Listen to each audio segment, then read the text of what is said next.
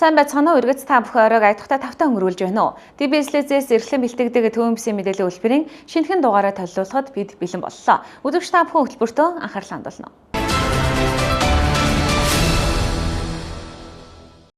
Эхний мэдээ. Мод бутны тарьцуулгацын үзэсгэлэн худалдаа Дархан хотын Дархан захын урд талбайд аль бие усаар өнөөдрөөс эхэллээ. Жилбэр уламжлалт болгон зохион байгуулагддаг тухайн үзэсгэлэн худалдаанаас та бүхэн мэргэжлийн хүмүүсийн заавар зөвлөгөөг авах бүрэн боломжтой. Бүх нийтээр мод тарих өдөр тэрбум мод үндэсний хөдөлгөөн Ногоон Дархан 2032 зэрэг хөтөлбөрүүдийн хүрээнд мод бутны тарьцуулгацын үзэсгэлэн худалдаа Дархан хотын Дархан захын урд талбайд эхэллээ. Үзэсгэлэн худалдаанд мод үржүүлэхийн чиглэлээр үйл ажиллагаагаа явуулдаг 6 аж ахуйн нэгж байгууллага, 4 иргэн, мод бутны суулгац болон манлын цэцэг, жимсгний үр өрсөлгөө, бордоо зэргийг худалдаалж байгаамаа. Мод тарихад хамгийн нэгдүгээрт модоо зөв сонгох нь чухал байдаг. Үзэсгэлэн худалдаантаа ирснээр мод авахаас өмнө хаана ямар мод тарих гэж байгаа болон хэрхэн сонгох арчлах талаар зөвлөгөө мэдээллийг мэргэжлийн хүмүүсээс авах боломжтой. За Ногоон Дархан дэд хөтөлбөрийн хүрээнд Ногоон Дархан үзэсгэлэн худалдааг Дархан зах дээр зохион байгуулж байна. За тус үзэсгэлэн худалдаанд 8 аж ахуй нэгж 4 иргэн оролцож байна. За модны төрлийг танилцуулахад шилмөс мод болон навчит мод бүх төрлийн жимсний мод худалдаалагдаж байна. Дарханчууд та бүхнийг үзэсгэлэнгээр өргөнөөр үйлчлүүлж тарих модоо худалдаж авахыг уриалж байна. Манай хол нэг 7-8 төрлийн модыг авчирлаа. Ялангуяа тодруулаад хэлэхэд бол ер нь бол жодоо болон хуш тэрийг түлхүү авчирлаа. Хүмүүс сонирхож байгаа нь одоо бол ер нь хүмүүс их модны мэдлэгтэй болцсон байна. Тэгээд дээр нь илүү бортохтой модыг сонирхож байна. Тийм учраас бид нар бол энэ жодоо болон хушийг бол түлхүү авчирлаа. Тэгээд жишээ нь манай энэ хуш маань бол 12 жилийн өмнө би үрээр тарьж исэн модоо одоо ингээд борлуулад хүмүүст зөвлөгөө өгөөд явж байна. Үнийн хувьд хэдээс гэж байна? Үнэн нь бол одоо ер нь 12 жилдээ хуш маань 500 мянгаас 200 мянган хооронд зарагдаж байна. Жодоо мөн харьцангуй удаа ордог учраас нэг 120 мянган төгрөгийн ханштай зарагдаж байна. Өнгөрөх оны байдлаар Дархан аймгийн хэмжээнд иргэн аж ахуй нэгж 2.7 сая ширхэг тарьц суулгац ургуулan бойжуулан мод үржүүлэхийн газруудад нийтдээ 257 сая ширхэг тарьц суулгацын нөөц бүрдүүлээд байгаамаа. Ногоон Дархан 2032 хөтөлбөрийн хүрээнд мод үржүүлэхийн чиглэлээр үйл ажиллагаагаа явуулж байгаа иргэд нөхөрлөл аж ахуй нэгж байгууллага 2020 онтой харьцуулахад 52.5%-аар нэмэгдсэн байна. Үзэсгэлэн энэ сарын 6-7-ны өдрүүдэд үргэлжлэн иргэд аж ахуй нэгж байгууллага та бүхнийг тарих мод бутны тарьц суулгацаа худалдан авч тариалахыг уриалж байна.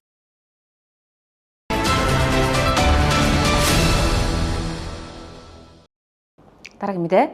Монгол улс 1058 их баригчтай. Жил бүрийн 5 дугаар сарын 5-7 улсын их баригчдын сувилагчдын өдөр тохиодог үлээ. Энэхүү өдрийг тохиолдуулан DBS-ийн хамт олон Дархны нэгдсэн эмнэлгийн төрөх тасгаас дараах тусгай сурвалжуулахыг бэлтгэлээ.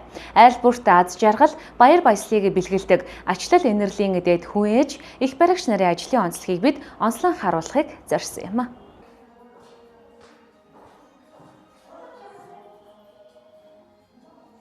Дархан хоттой 11 цаг 53 минутад нэг гэргэн шинээр мэндэлээ. За баяр хүргье.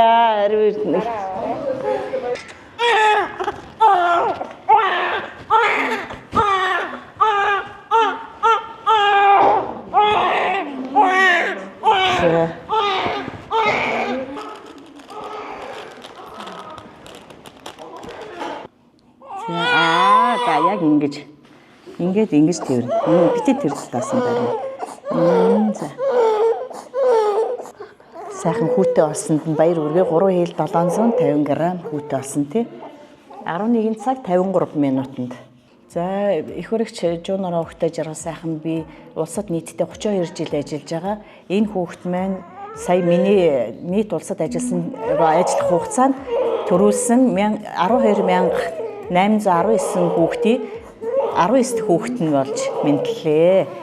Их хүрэгч мэргэжил гэдэг бол хамгийн бахархууштай сайхан мэргэжил байна. Их хүрэгч мэргэжил байхгүй байсан бол их хүүхэд бол эсэн мэнд амарчих нь үгүй үлээ. Тийм учраас их хүрэгч мэргэжил бол биднээс хамгийн бахархууштай сайхан мэргэжил. Би 1996 онд анх дөрөх өрөөндөө яг гарч эхэлж ирсэн. Тэр хамгийн анхны хүүхэд бол 96 оны 5 сарын 19-нд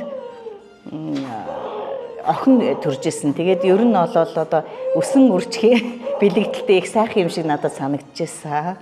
Одоо бол яг биднээс бол их барьж авсан хүүхдүүдээ бол сайн мэдэхгүй шүү дээ. Ээж аауд нь бүгд ер нь голцсон ээжүүд нь их хилдгийн таны одоо их барьж авсан хүүхэд ийм том болсон гадаад дотоодод амьдрч гээ ингээд одоо манай дотрын эмч байсан эмчийн хүүн охин гэхэд одоо гадаадад байгаа том хүүн бас над дээр төрж исэн гэсэн. Тэгээд дандаа ер нь баярын үг л сонсдог доо. Талархлын үгийг л их сонсдог ээж аавдаас тий. Ер нь бол хүнийг их хүүхдийг эсмийн дамаржуулахын тулд биднээс сандарч бол угаасаа болохгүй. Аль болохоор өөрийгөө яг сайхан тайван байлгаж хийж байгаа гардуу үйлдэлийнхаа техник юмыг бол маш сайн хянаж гардаараа хийж байгаа бүх үйлдэлийг хянаж төрүүлдэг. Тэгж ээжэд бол янз янзын лайшаа гаргана шүү дээ. Тэр бүгдтэй яг ямар ч хэлсэн яг өөртөө нь бол яг туулж одоо за ингэхгүй шүү, тэхгүй шүү гэж сайн хэлж ярьж ижил одоо ээжийг тайвшруулна. Тэрнээс зарим ээжүүд бол бас бүр ингээд үг сонсохгүй тэр чигээрээ одоо байх үеч бас байна. Гэхдээ тэр болгоныг бол ямар ч хэлсэн ээжтэйгээ бол 100% харьцах ёстой биднээс хувьд бол. Ер нь бол яг ингээд анх эмнэлгийн байгууллагт ингээд орж ирсэн цагаас эхлүүлээд ер нь их баригч гэдэг мэрэгжил хамгийн сайхан мэрэгжил санагдаад их баригч болъё гэж ер нь бодсон. Тэгээ энэ мэрэгжилтэй бол би маш их хайртай, маш их бахархаж ажилладаг. Манай тасаг олон ээжүүдийг эсэн мэнд амаржуулж, айл гэрт аз жаргал бэлгэлдэг, үргэлж атгсан гар шиг ажилладаг сайхан хамт олон байдаг. За манай тасаг нь 24 их баригч, 2 ахлах их баригч, 5 сувилагчтайгаар их барихын болон сувилгын тусламж үйлчилгээг багаараа цогцоор нь үзүүлдэг ийм хамт олон. Хүлээн авах яаралтай тусламжийн тасаг, төрөх төрхийн өмнөх тасаг, эрсдэлтэй жирэмсний эмгэгийн тасаг, сэхэн эмэгтэйчүүдийн тасаг гэсэн зохион байгуулалттайгаар үйл ажиллагаагаа явуулдаг.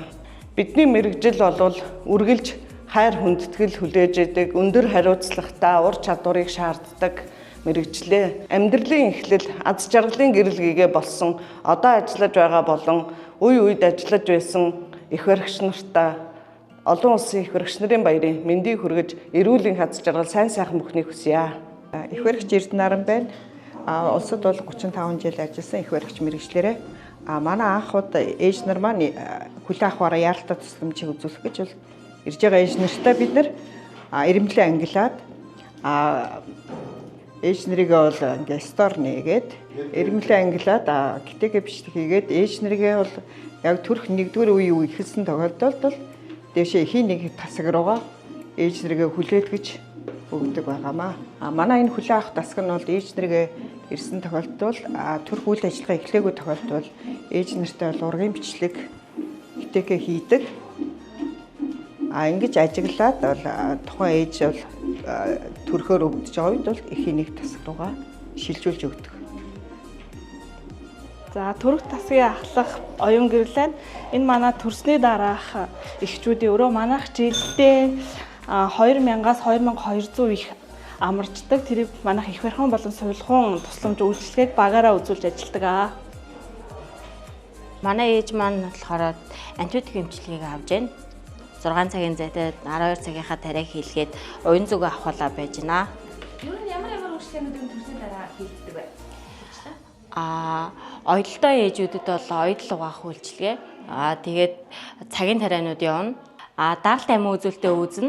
Тэгээд даралт амин үзүүлэлтээ цахимдаа шивнэ. Тэгээд өөрчлөлтөө байвал эмчтэй хэлнэ. Даралт маралт нь ихсэн бол даралт буулгах эмчилгээг эмч нь оруулж өгнө.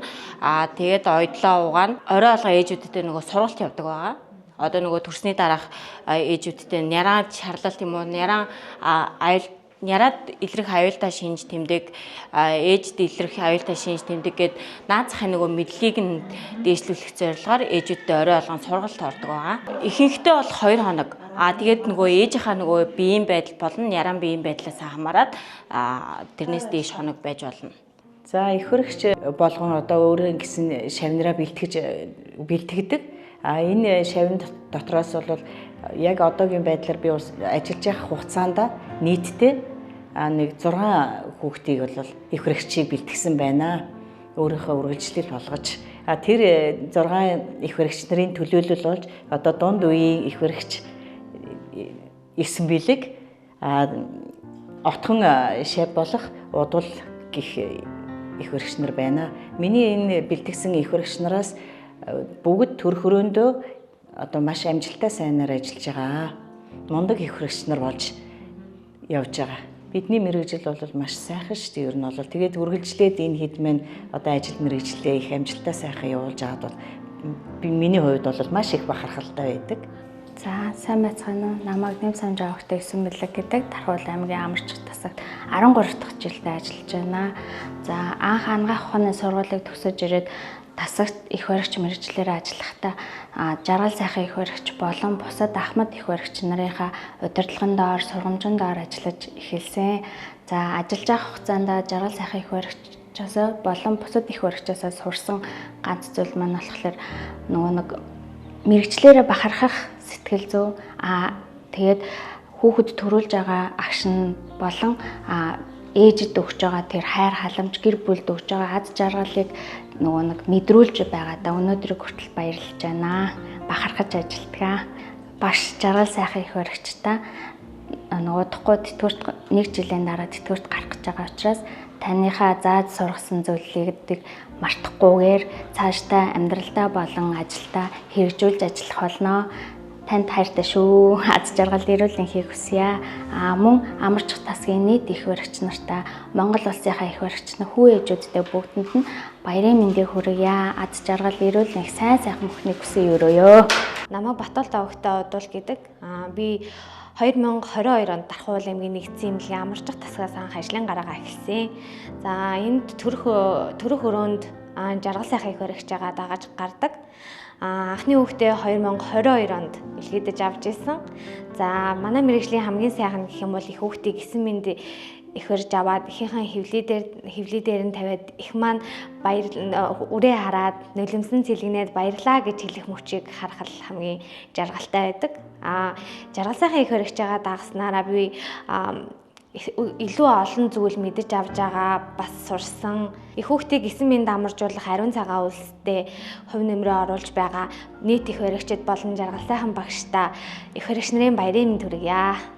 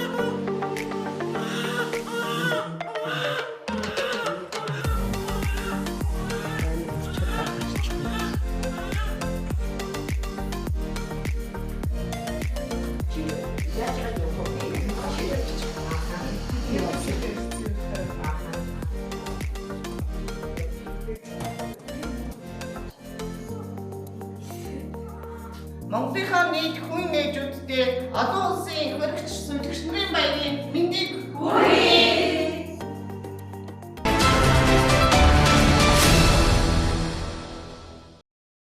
Хөтөлбөрийн дараагийн мэдээ хойд бүсийн Эрдэнэт хотноо орхон 2025 орон нутгийн хэвлэл мэдээллийн 6 дугаар форумд орон нутгийн хэвлэл мэдээллийн төлөвлөлт тулгамдж байгаа асуудлуудаа хэлэлцэж байна.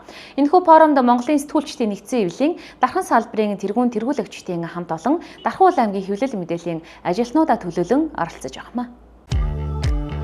Орхон 2025 орон нутгийн хэвлэл мэдээллийн 6 дугаар форум орон нутгийн хэвлэл мэдээллийн эрхцэн орчин ба сэтгүүлчийн ёс зүй сэдвийн хүрээнд зохион байгуулагдаж байна. Хэвлэл мэдээллийн салбарын эрхцэн орчин шинжлэх зорилготой хэвлэлийн эрхчлөөний тухай хуулийг батлах гэж байгаатай холбогдуулан орон нутгийн хэвлэл мэдээллийн ажилтнууд эрхцэн орчин болон сэтгүүлчийн ёс зүйн сэдвүүдийг хөндөж санал бодлоо илэрхийлж байгаамаа. Манай орны хэвлэл мэдээллийн салбарын томоохон хүч нь орон нутагт төвлөрөн ажилладаг. Энэ ч утгаараа өдөр тутамд асуудлын гол цөмд нь ажилладаг орон нутгийн сэтгүүлчдийн эрхцэн эргэцсэн орчинтой холбоотой тулгарч байгаа бэрхшээл, тулгамдж байгаа асуудлуудын талаар онцлон хэлэлцсэн юм. Форумын үеэр хэвлэл мэдээллийн эрх зүйн шинжилэл, түүний орон нутгийн хэрэгжил, сэтгүүлчийн ёс зүйн асуудал болон хариуцлага зэрэг сэдвүүдээр илтгэл тавигдаж, оролцогчид хилцүүлэг өрнөөлж байна. Оролцогчид орон нутгийн сэтгүүлчдийн мэргэжлийн бэлтгэл, ёс зүйн баримтлалыг сайжруулахын зэрэгцээ, мэдээллийн эрт од байдал, олон нийтийн мэдээлэл авах эрхийг хангахын тулд эргэцсэн орчныг сайжруулах шаардлагатай байгааг онцлон тэмдэглэлээ.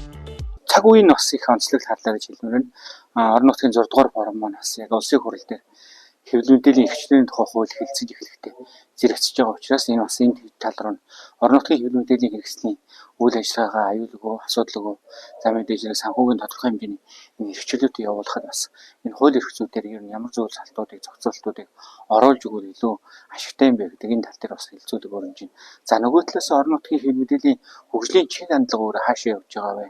Энэ хэм лавын ухаан тэрнтэй холбоотой энэ хөгжлийн чиг хандлагуудыг, бизнес мэдээллүүдийг яаж явуулвал бас илүү оновчтой болох вэ гэсэн энэ хүрээнд бас илтгэлүүд маань явагдаж байна. Ерөнхийдөө хууль эрх зүйн хүрээнд бол бид бас олон талаас ярилцж байгаа энэ асуудлууд дээр нэлээд хөндөх тим юмнууд бол гарч ирэх байхаа гэсэн ийм хүлээлттэйгээр бас явж байна. За ер нь бол бидний гол ярьж байгаа зүйл бол яхахгүй энэ өдрүүдэд хууль эрх зүй болж байна. Тэгээд хууль эрх зүй хэвлэл мэдээллийн эрхчлэлийн тухай хууль гэдэг ярихаар хэвлэл мэдээллийн хэрэгслийг зохицуулах хууль биш. Харин эсвэргээрээ хэвлэл мэдээллийн аюулгүй үйл ажиллагаагаа эсэлгүй явуулахад төр ямар хэмжээний хамгаалтыг үүсгэх, нөгөө талаас төр яагуул оролцохгүй байх юм бэ гэдэг. Тэр заагуудыг тодорхойлж өгөх энэ хууль болно гэсэн ийм хүлээлттэй байгаа учраас энэ чиглэл рүү бас хилцүүлгүүд нэлээд хүчтэй өрнөж байна гэж хэлж байна. Одоо байгаа хуулийн бол тодорхой зүйл залтуудыг нэлээд зав өөрчилж ялангуяа тэр төрийн хэм хэмжээг бол тодорхой тогтоож өгөх энэ зохицуулт бол зайлшгүй шаардлагатай байгаа. За мөн бусад дагалдах хуулиудыг бол бас давхар өөрчилж ялангуяа хэвлэл мэдээллийн хэрэгслийг өөрөвжүүлсэн, за үйл ажиллагааг нь хязгаарласан тэр залтуудыг өөрчлөх энэ зохицуултыг бол хийх дээр бол нэлээд ач холбогдол өгж анхаарч ажиллаж байна. Эрүүгийн хуулийн 13-14 буюу худал мэдээлэл харах бүтээгт оромжтой холбоотой заалт гэсэн засах, за мөн нууцын тухай хууль байна. Мөрдөн байцаалтын нууцыг задруулсан бол ял хүлээдэг энэ бүх зохицуултуудыг бол арилгах гэсэн ийм зүйл дээр бол бас сэтгүүлч нэгцийг бол анхаарлаа хандуулан ажиллаж байна. За нөгөө талаас дахиад бидний зүгээс барьж байгаа бас нэг бодлого бол энэ хуулийг батлахад бол салбарын бүх эрх ашигыг тэнцүү хүргэх хамгаалсан тийм. Одоо шинэ орон нутгийн хэвлэл мэдээллийн хэрэгслүүдэд яг ямар асуудлууд тулгарч байгааг тэрийг засахын тулд яг юу хийх нь зөв бэ гэдгийг яг энэ талбартаа ажиллаж байгаа хүмүүсээс илүү саналыг төлхөө авч яваад тэрийг хуулийн хэллэг болгох дээр нь яаж ажиллах вэ гэдэг энэ бүхнийг бол анхаарч ажиллаж байгаа гэдэг хэлэх хэрэгтэй байна. За ер нь цаашдаа бол зүгээр орон нутгийн хэвлэл мэдээллийн хэрэгслүүд бол хэтэрхий задрах биш төвлөрлийг өөрсдөө нэлээд нэвтрүүлэх хэрэгтэй заашгүй шаардлагатай нь. Одоо ер нь Монголд бол яаж юм хэрэг нэг хүн нэг сайт байгуулах ч юм ингээ явах гэдэг ийм хандлага байгаа учраас эсэргээрээ мэргэжлийн тэр хүмүүс нэгдэж нийлээд нэгтарсан хэлбэрээр илүү далаацтай үйл ажиллагаануудыг явуулах, тэр нь эргээд орон нутгийн иргэдийн мэдих эрхийг илүү найдвартай, бат суурьтай хамгаалж чадах юм бол эргээд энэ чөлөөт өрсөлдөөн гэхээсээ илүүтэй даацтай юм мэргэжлийн сэтгүүл зүйн бүтээлүүд бол гарах тэр үе таалаар нэгдэх байх. Тэгэхгүй бол ганцаар юм уу эсвэл нэг хоёроор ингээд редакц байгуулад яваад ах юм бол эргээд энэ нөгөө иргэний сэтгүүл зүгээс ялгархгүй ийм хэмжээр орчих учраас илүү мэргэжлийн тал руугаа явах, илүү далаацтай бүтээлүүдийг төрөх. Тэгээд тэр нь эргээд олон нийтээсээ санхүүждэг тэр системийг ч гэсэн төвлөрүүлэх гэдэг юм уу. Ийм зүйл рүү явах юм бол манай орон нутгийн хэвлэл мэдээллийн хэрэгслүүдийн маань хөгжил арай дараагийн шатанд гарах боломжтой гэж байна. Одоо хууль маань их хурл руу орох уу, яах уу гэдэг яг ийм ичгтэй мөчтөр байна шүү дээ. Тэгэхээр бид нар ийм формуудыг маш олон хийж, ийм хэлэлцүүлүүдийг маш олон хийж, хууль маань айгүй сайн чанга хууль гарах хэрэгтэй байх гэж бодож байгаа. Тэгэхгүй бол одоо манай улсад тэр хэвлэлийн эрхчлэлийн тухай ярихад айгүй хэцүү болсон. Яг тэгвэл одоо жишээлбэл би яг саяхны нэг жишээ Норгийн хүүхдүүдийн шиг яг тийм үйл явдал манай редакц дээр бас болж байна. Яг гэвэл мөрдөн байцаалтын нууц задруулсан гэсэн. Яг юу мөрдөн байцаалтын нууц яасан юм. Ингийн нэг иргэн чиний ийм асуудал байсан бол цагдаа нартыг шүүцэлдэхгүй. Өөрсдийнх нь цагдаагийн нэр хүнтэй холбоотой асуудал болгон шууд хууль бус ажиллагаанд маш хийж тэмдэглэхийн дээр яг л шүн нэрч гэртэн нийслэг хийжээд одоо өөр хүүхдүүдийнх нь шүнсийг хүртэл авч явж байна те. Компьютер аваа авчиж байна. Иргэдэд байгуулгын үйл ажиллагаа шууд намсгалж энэ өөр ажил дээр ирж байна. Тэгээд дараагаар нь эдгээр чинь ингээд бүгд 10 цагаас хойш хийсэн хууль бус үйл ажиллагаанд биш тэгэхээр прокурор өвчнгөө болгочихгоо нөгөөд нь ахиж буцааж хүсэлт бичиж өгөөд хүчтэй болгуулад ингээд авчдаг. Ийм балиар технологиг бол манай цагдаагийнхан байнга хэлж байгаа хэвлэлийнхэн дээр. Сэтгүүлч одоо нэг бичвэл гүйцэтгэл нөөцтгүүлж хорих санкцгүй зүйл заалт байгаад тахад тэрийг аваачаад сэтгүүлч хорих гэдэг шүү дээ. 21-9-1 гэдэг чи одоо мөрдөн байцaalтай нууц задруулсан гэдэг байгаа шин. Тэр байгаа хгүй. Одоо жишээл би яг тэрүүгээр сая яал авч шүү дээ, тий. Яал авч байгаа хгүй. Тэнгүүд яагаад би яал авсан бэ гэмгүүд намайг юугаа хэлэхгүй болохоор нөгөө мэдээлэл хэлж өгөхгүй болохоор маш их тархалж байгаа хгүй. Цагдаа нар бол. Тэр миний хэрэг нэг ингээ харахаар мөрдөн байцаах газар дээр явал, нэг харахаар авилгалтай зэмсэх газар руу очивол, нэг харахаар киберлөө очивол тэр бүр ингээ уцрын алтхын болттлон гэж явуулж байгаа. Хэвлэлийнхний дарамтлаас сурчлаа шүү дээ, тий. Тэгэхээр одоо энэ жишгийг ивдэх хамгийн чухал. Их сурвалжаа нууцлах хэрэгтэй гэдэг маань хэрэгжихгүй юм. Хэрэгжихгүй энэ хамгийн амар нь тэр байхгүй хэрэгжихгүй. Тэрнээс чинь хамгийн их тарамтлаж байгаа байхгүй. Одоо надад зүг юм ийдсэн хүүхдийг 47 хоног хорлоо шүү дээ. Энийг л өөрчлөх хэрэгтэй. Одоо мэдээлэгчийн их сурвалжийн нууцлалтгийг амар сайн болгох хэрэгтэй. Тэ? Энэ редакцийн сэтгүүлчтэй хамгаалдаг аягүй чухал. Энэ хамгийн чухал шүү. Тэгэхээр магадгүй энэ хууль хэрэгжснээрээ бид нэр илүү үнцэнтэй болох, өөрсдийнхөө зөрчигдөж байгаа тэр эрхийг хамгаалах одоо хамгийн дэд тэр зорилго юм болов гэж харж байгаа. Тэгэхээр миний тухайд бол сая нөгөө яаж бид нэр одоо мөнгө олох юм бэ? Бизнесээ хэрхэн хийх вэ гэдэг сэдвээр яг гоо бид ингээд нөгөө хамтарч чадахгүй байна гэж боддог. Энэ бол ингээд тийм биш юмаа гэдгийг л нөгөө даалт утгаар харуулахыг хүссэн. Тэр хүн ер нь өөртөө ихтгэлтэй байгаад за тэр дундаа өөрийнхөө хийж чаддаг зүйлийг мэдрэмжтэйгээ холбох юм бол энэ яг бизнес юм байна.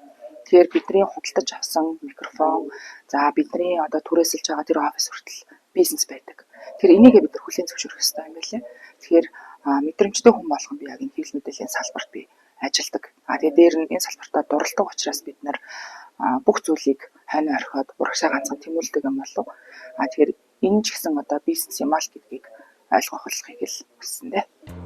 Орхон 2025 6 дугаар форумын сэтгүүлчдэд мэдлэг туршлага солилцох, эрх зүйн талаарх ойлголтоо гүнзгийрүүлэх, ёс зүйн хэм хэмжээгээ бацсах чухал талбар болж цаашдын хамтын ажиллагааны үндэс суурийг тавьсан үр дүнтэй форум болж байгааг хэллээ.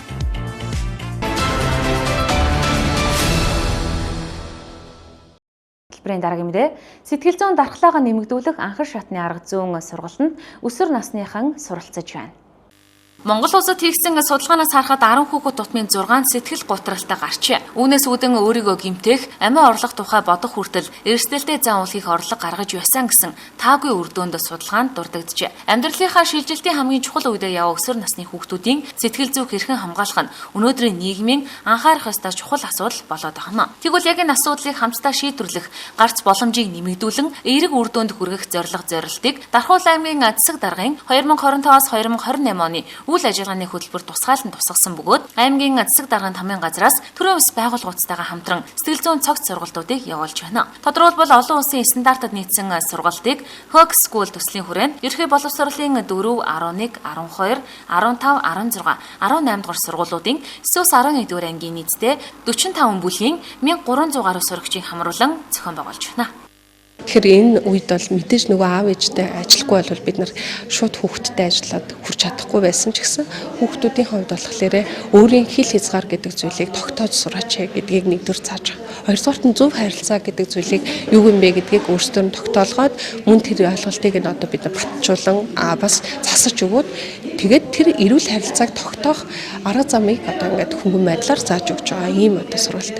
Хэдийгээр надаас гарсан миний хүүхэд байсан ч гэсэн энэ хүн бол тусдаа ийм одоо бие даасан өөрийн гэсэн үзэл бодолтой одоо өөрийн гэсэн нийгэм цаг үед бас амьдарч байгаа хүн учраас тэгэхээр тэр тухайн хүүхдийнхээ нэг үзэл бодлыг сонсохыг хичээдэг байх нь номер 1-р гэр бүлийн орчинд хийх ёстой зүйл аа. Хэрвээ та сонсож чадж байгаа бол зарим зүйл дээр тухайн хүүхдэд шийдвэр гаргах тэр сонголтын эрх чөлөөг өгөх шаардлагатай. Тэгэхгүйгээр хитрхи заримдаа эцэг эхчүүд хайрцаглагдаад болон болохгүй гэдгийг нь л хэлдэг. Сонсохгүй үгүйсгээд бас доош нь хийсэн буюу өөрөөсөө дорд гэж ингэж харцаад байгаа учраас одоо миний эрх мэдлийн даавар байх ёстой хүн гэж харцаад байгаа учраас хүүхдүүдэд бол ойлгогдсон, хайрлагдсан, хамгаалагдсан мэдрэмж ингэ төрөхгүй байгаа. Тийм учраас гэр бүлийн орчинд бол эцэгчүүд хүүхдтэй сонсох, хүүхдээ насанд хүрсэн энэ маань одоо 10 эдтэй 10 дугаар анги, 11 дугаар анги, 12 дугаар анги гэж бодлогоогоор би чамайг сонсоход бэлэн байгаа шүү гэдгийг илэрхийлдэг.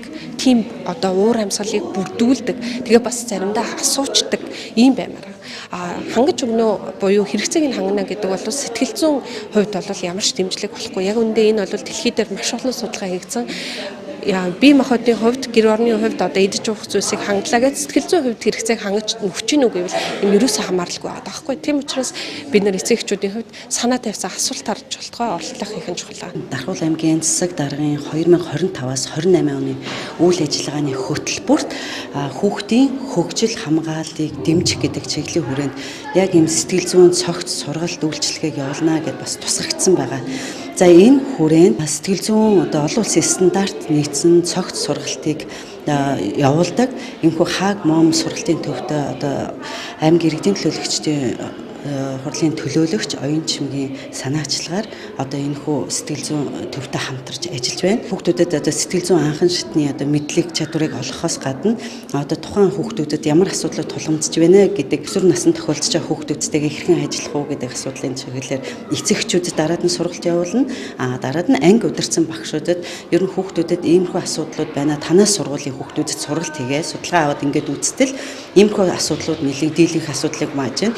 Энэ дээр ингэж ажиллаараа гэдэг ажиллах арга барилыг сэтгэл зүйч нар маань багшид эцэгчүүдэд өгнө гэдгээр энэхүү сургалтын онцлог нь байгаа. За бидний хувьд сэтгэл зүйн гэдэг бол яг энэ насн дээр бол илүү одоо нэг үгээр ярил ийм тонцлогоотой үе гэж миний хувьд үздэг.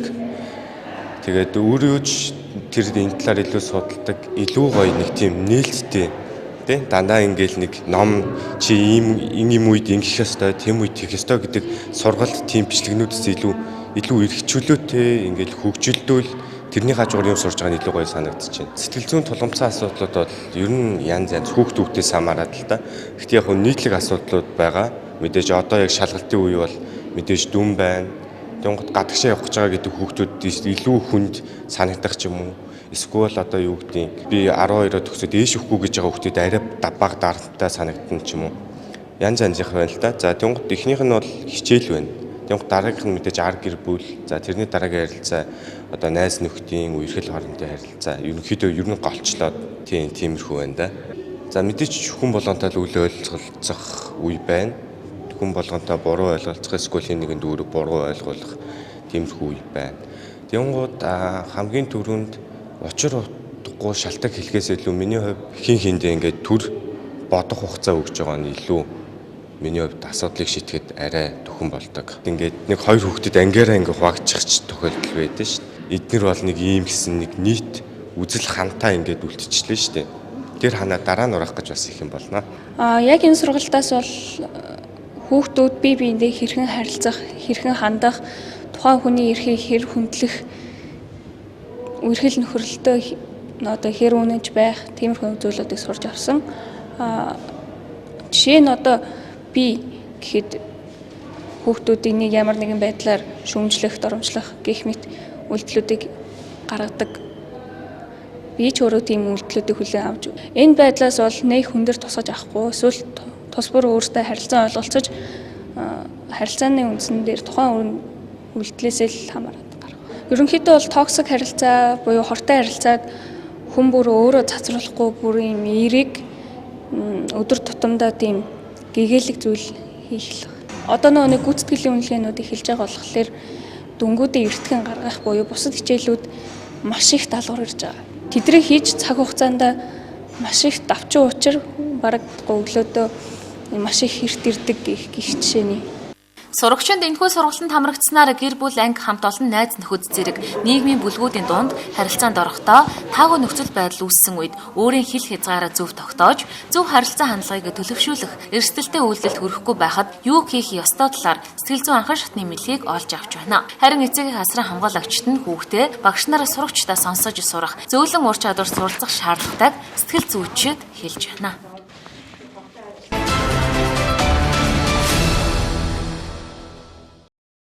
Дараагийн мэдээ Дархуул аймгийн хэмжээнд татвар төлөгчдийн өдрөө дарах хэмжээ аль бие усаар 2 дахь өдрөө үргэлжилж байна.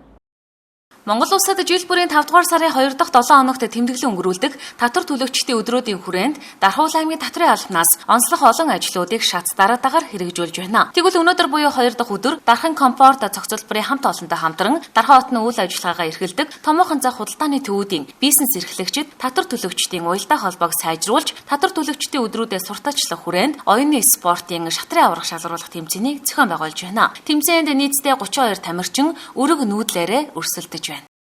Татварлагчийн өдрүүд 2 дахь өдөр үргэлжлэн явж байна. За ингээд нийт одоо бизнес эрхлэгч татварлагчдод бас энэ өдрийн мэнд хүргье. За тэгээд манай шилдэг татварлагч Дархан комфорт цогцлбороос ивент тэтгэн одоо татварлагчийн өдрүүдээр одоо зах худалдааны төвийн бизнес эрхлэгчдийн дунд нээлттэй шатрын тэмцээн зохион байгуулагдаж байна. Оюуны спортын одоо их амжилттай оролцож байна манай шатрын тамирчид байна. Тамирчидаа амжилт хүсье.